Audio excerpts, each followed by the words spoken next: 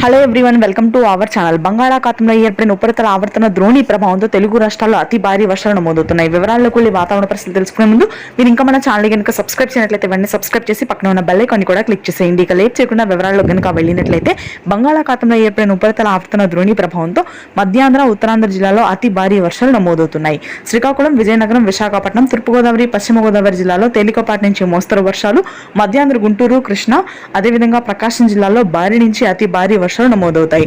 రాత్రి సమయంలో అత్యధికంగా ఉరుములు మెరుపులతో కూడినటువంటి వర్షాలు, భారీ గాలి దుమ్ములు ఉంటాయి. ముఖ్యంగా మధ్యాంధ్ర నుంచి శ్రీకాకుళం వరకు కూడా దాదాపుగా 60 నుంచి 70 కిలోమీటర్ల వేగంతో భారీ ఈదురుగాలు ఉండడంతో రైతులందరూ అప్రమత్తతగా ఉండాలని వాతావరణ కేంద్రం హెచ్చరికలు జారీ చేసింది. ప్రాంతాల వారీగా చూసుకున్నట్లయితే ప్రకాశం జిల్లా, ఒంగోలు, ఆ తర్వాత అద్దంకి, తూర్పుగోదావరి, పశ్చిమ గోదావరిలోని అన్ని ప్రాంతాల్లో అత్యధికంగా ఈదురుగాలు ఉన్నాయి. తెలంగాణ వ్యాప్తంగా భారీ వర్షాలు ఉంటాయి. ఆదిలాబాద్, నిజామాబాద్, నల్గొండ, ఖమ్మం, భద్రాద్రి కొత్తగూడెం, మేడ్చల్, మంచిర్యాల, రాజన్న సిరిసిల్ల, హైదరాబాద్ నగర ప్రాంతం మొత్తం కూడా రానటువంటి 4 రోజుల పాటు అత్యధికంగా వర్షాలు నమోదు అవుతాయి.